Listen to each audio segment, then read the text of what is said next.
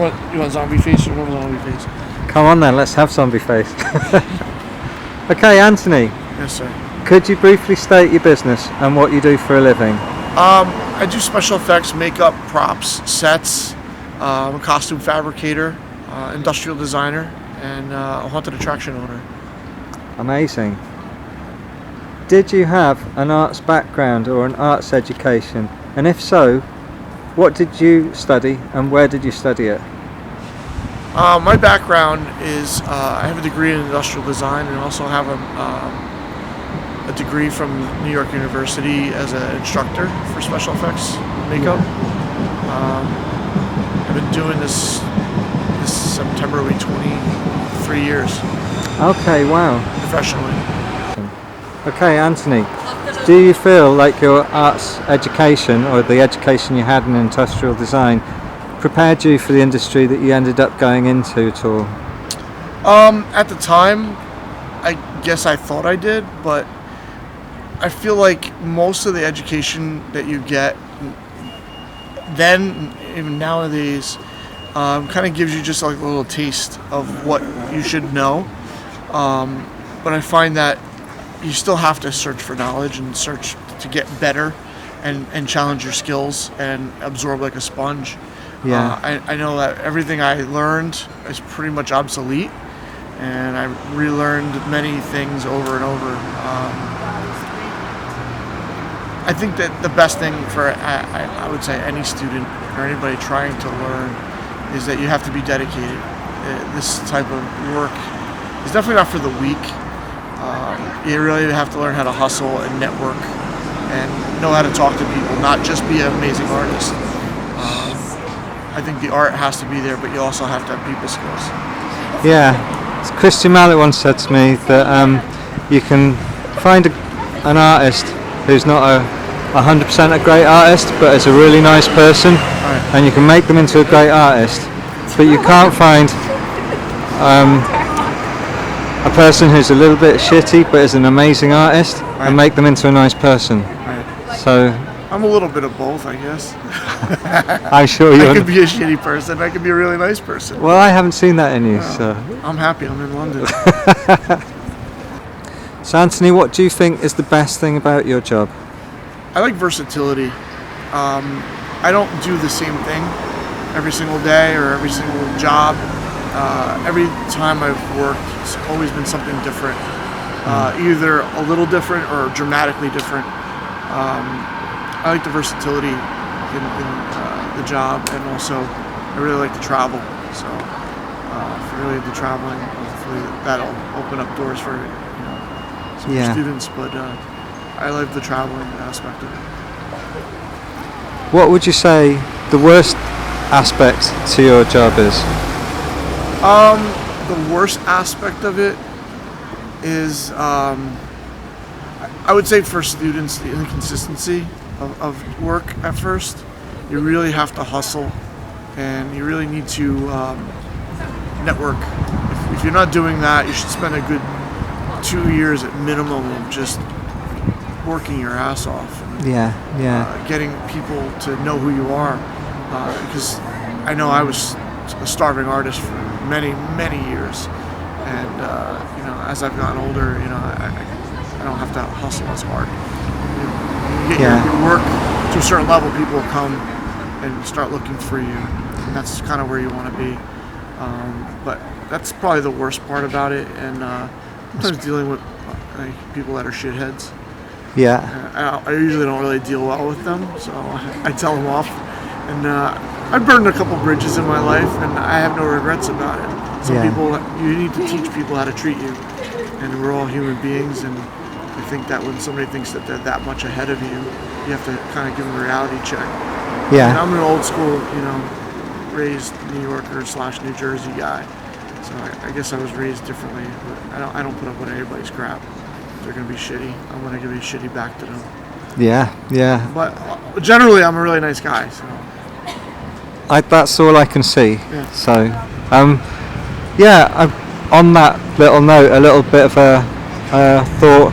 Obviously, some students leave education expecting that there's like a straight away type of job for them? And like you're kind of saying, sometimes it's a lot about networking, working your way in. It's a Right. gradual thing, and sometimes you have to have another job and another job which has nothing to do with it. So Yeah. it's a you work your way in over time Right. kind of thing. Do you think Um, that's fair to say, or have you had? Is that your experience of it as well? Well, I started my very, very first job out of college.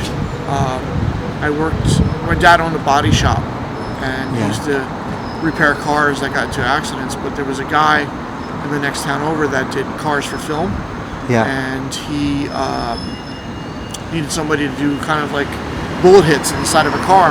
And my father was like, "Yeah, let my son do it. He's an artist.